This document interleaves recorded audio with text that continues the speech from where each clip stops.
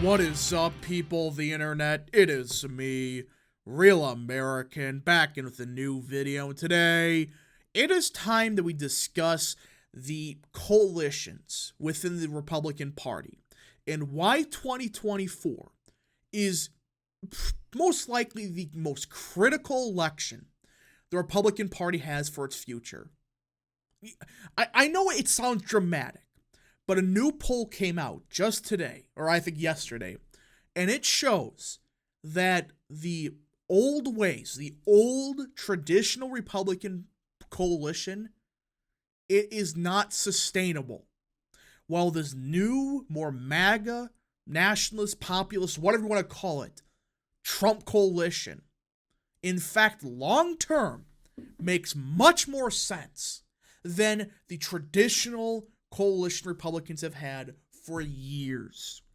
Now, before we continue with today's video, I wish everybody a great July 4th. I certainly am going to enjoy myself, I think. If you do enjoy these videos, smash the like button down below, subscribe, share with your friends, hit that little bell, follow the social media accounts in the description down below, and of course, join the channel today. Guys, just for $3 a month, you can join Real American, which helps support the independent content that we all know and love. You want to keep Real American independent? Well, this is the best way to support it. So I hope and recommend you join the channel today. Alright, everybody. So, like I said, there's a poll that just came out that, in my opinion, it really demonstrates the Trump coalition and the DeSantis coalition, and it demonstrates why the GOP would be idiotic to just abandon the new Trump coalition that is building. But we got to give some context first. So let us start with just the exit polls for a second. Let's start with age, because this, when you go see the new poll, which again, polling isn't everything, let me be clear, it can change, it is 100%, but if this poll is anywhere accurate, it shows that, yeah, the coalitions are definitely changing. And if the Republicans are smart, it could potentially screw the Democrats long term. But let's just look at this. Biden got 61% of the 18 to 29 vote, pretty much the Zoomer vote. 61%. Trump got 36. Well, look at 65 plus. Trump got 51%, Biden got 48%. Now, as many of you probably know, you look historically, Trump did horrendous with 65 plus voters compared to past Republicans. Well, the 18 to 29 range, Trump actually did pretty damn good. And I know people are saying Bush got more. You look at the exit poll data, and you look at the precinct data, hell no. Bush did not get almost 50% with 18 to 29. That's delusional. Absolutely delusional. Maybe been closer, fine, but it's like, you look at some of the precinct data from 2000 and 2004, Bush did not come anywhere close to magically winning the young vote. That didn't happen. But either way, it doesn't even matter, because now younger voters are voting at higher rates, and they're becoming a larger chunk of the electorate because they're just turning out more than they used to. Well, look at this.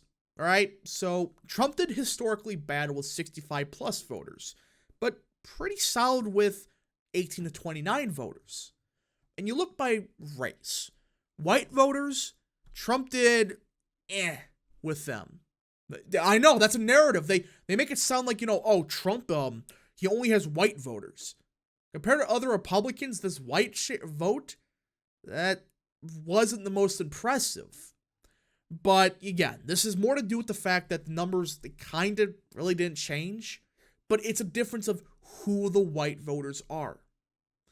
Trump picked off more of the white working class vote you see mostly in the Rust Belt, or in, mostly the Rust Belt, but there are, of course, all across the country, but you see it best in a place like Ohio, a place like Michigan, a place like Pennsylvania, Wisconsin, Indiana, Missouri, even parts of Iowa and Minnesota. This was a part of the country that Trump, his white working class coalition, which everybody knows about at this point, this is where it was best seen. Even in 2020, you see the areas that did shift the most Republican were white working class, in particular rural areas. However, you look at a place like Virginia, well, he lost support with the white college-educated vote.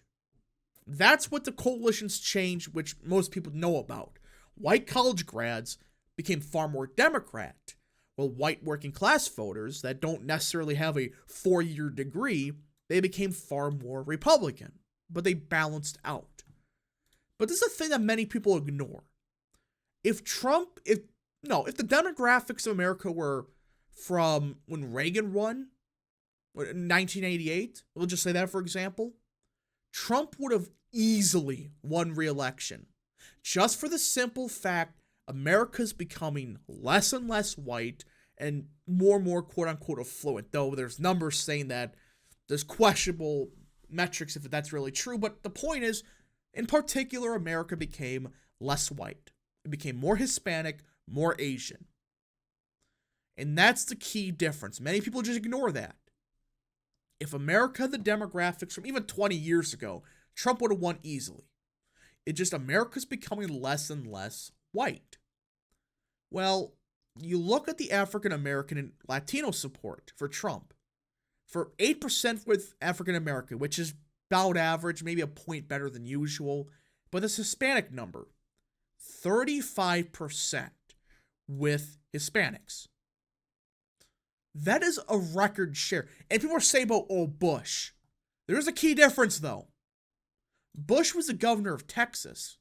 And I know that, Texas back then, it doesn't have the same share of Latinos as it does now, but it still had a significant Hispanic population.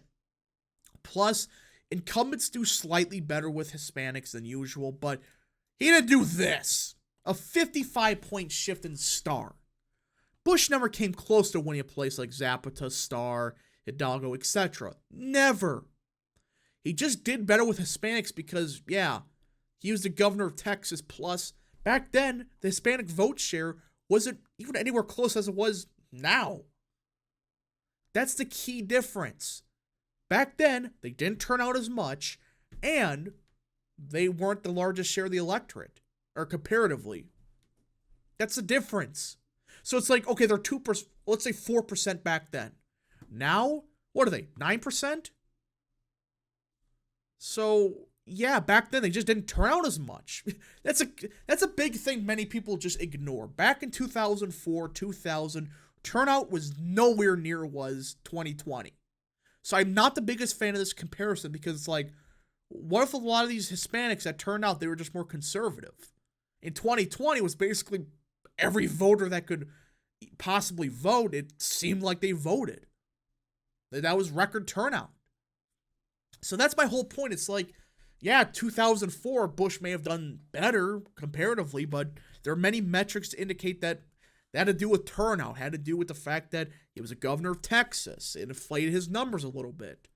But either way, that's not the important thing. The important thing is Trump has a unique appeal to minorities and younger voters compared to past Republicans, which debunks a lot of narratives about Trump. And that's a big thing. Trump understands how to talk to these people. It's like how he communicates with white working class voters. He doesn't pretend to be, I'm the white working class guy. I grew up in a working class family. Trump doesn't pretend to do that. Everybody knows he's a rich businessman from New York. But he understands how to communicate. He understands what matters to these voters. The problem with DeSantis is he thinks, I grew up in a working class family. Vote for me. They're not going to vote for you just because you grew up in a working class household. They're not. If you earn their vote, they will. They're actually not going to vote for you because I grew up in a working class family. But the biggest thing also is he's not talking about issues that matter to them. He's not. Let's look at this new poll that came out that illustrates my point. The two different coalitions, the traditional Republican coalition versus the new MAGA nationalist, whatever you want to call it, coalition. Well, look at this. DeSantis, 30% with younger voters, with 18 to 29. Far worse than Trump did. But 45% with 65 plus. And I know that, oh, well, Trump got 51%, but here Biden only got 47, so you can make the argument that, okay, Trump or DeSantis, I should say, he does worse with younger voters, but does better with older voters. Look at the Hispanic numbers. 35%. 12% with black voters. 50% with white voters. You scroll up here. White voters, they essentially don't change. We're just going to say 50, 51%. Same thing. You know, it's basically the same number. We're just not going to really count it. 50, 51%. Trump and DeSantis do the exact same. But look at the African-American vote. 16%. Hispanic, 46%. He wins the Hispanic vote in this poll. I'm not even believing in 100%. Again, it's smaller margins, or I should say it's a smaller top line, or yeah, you get the point that there's a higher margin of error. It's a smaller, it's a subsample, sampling error. I understand that. But mathematically, Trump does far better with Hispanics in this poll. You look at young voters, 40%. DeSantis, 30%. And remember, DeSantis is far younger than Trump. And they said, oh, he would energize the young vote. Where? What poll is showing DeSantis outruns Trump with younger voters? There's been no poll. But then you look at the 65 plus vote. Trump underperforms DeSantis by 4. The 65 plus vote, this is the traditional Republican. You look at who they are in this poll, like they're the only ones that say, we want more war. We want less, we want more less gooberment. We want free trade, all of that. You look through the rest of this poll, go look it up. They care more about Russia or Ukraine. It's like 80% of them say, we need to intervene in Russia, the Russian-Ukrainian war. Yeah, that's who you're talking about. This 65 plus vote, they're not the same ones as 20 years ago. They're far more, I guess you could say, neocon, a bit more favorable to DeSantis. But this younger vote is anti-war. They're not necessarily, for, we want, free trade. We want all this other garbage. We want big business. No. They're a bit more liberal on issues. I understand that, but it's like, they don't want just this nonsense that people like DeSantis are pushing about cultural wars. It's like, no. How are you going to improve my life? And you scroll up here to the biggest issues, and this really shows you what we're talking about here. Yes, 11% say environment's the biggest issue, 17% for gun rights. But cost of living, 24% of 18 to 29 voters say it's that. 8% say jobs in the economy. So that's 32% there. 10% for political corruption. 24 plus 8 plus 10. That's 42%. Trump's basically at 42% of the vote. Guys, why do you think Trump's doing so good with these voters? Because he's communicating with them. And I understand younger voters that care a bit more about the environment, a bit more about gun rights and stuff. It's like, I understand that. But those are the Democrats. Those are the partisans that think, oh, we need communism. We need socialism or whatever. Right? There'll never be one. But the rest of these voters, they care more about the economy. They care about, hey, what's going on with the corruption in our government? And what is Trump focused on? The economy, immigration, and political corruption. He's hammered corruption a lot. Well, DeSantis, the cultural stuff. The culture stuff. Abortion. 1%. By the way, so much for that narrative. What else is he focused on? Education, or not even education. He's focused on, like, cultural stuff. And the culture issues make up, like, 20% of this poll. While the economic stuff makes up 42%. Why do you think Trump's doing so much better with these voters? Because he's just talking to them. He's talking about what matters. Now, I think that an underrated thing that Trump should talk about a bit more has always been related to the drug addiction in this country, the drug crisis.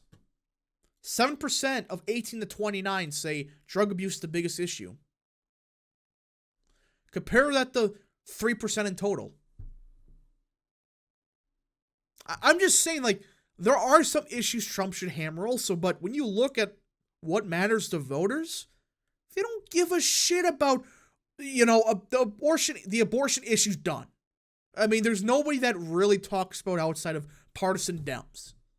It's gone. Even most Democrats are saying, yeah, we're not going to talk about it anymore because it doesn't really matter. But more people are focused on the economy. They want to make sure, can I pay for food next week? And that's the big difference between Trump and DeSantis. And that's why I think Trump, the electability argument actually, if you really look into the numbers, you can make the argument Trump's more electable. Long term, absolutely. Because, okay, a lot of this 40%, it's probably going to grow. Because every generation, I know people are saying, oh, well, this older generation is becoming more Democrat, but it doesn't really matter. It's proven that when you get older, you do get slightly more conservative. It's just a fact. Well, the future of this country is this, 1829 age. Well, guess what? Trump does far better. MAGA does better with younger voters and more minority voters. While the traditional Republican voter, traditional Republican does better with older and white voters. And they basically bank on low turnout. There's no turnout that can happen. Well, the Trump coalition, high turnout sometimes actually could mean good news for Republicans. Because if Republicans start doing better with lower turnout groups like Hispanics, like 18 to 29, they're becoming higher rates, but it's like they're still lower compared to other ages. Well, there is a possibility for Republicans to make up serious ground. So this is my whole point, that I think that in the future, Republicans have to capitalize on this younger vote and the more minority vote. And I said don't pander. I'm not saying pander at all. I'm just saying talk about what matters to these people. Go to their areas, go to their parts of town, talk to them. Trump's the only one that's done that so far. And it's so far working. Again, it is just a single poll. Things can change, but right now, the Trump coalition looks far more stable than the DeSantis coalition, which basically banks on no turnout. Anyways, folks, thank you so much for watching. If you did enjoy this video, smash the like button down below, subscribe, share with your friends, hit that little bell, follow the Twitter accounts in the description down below, and of course, join the channel today. Thank you so much. Godspeed to all of you.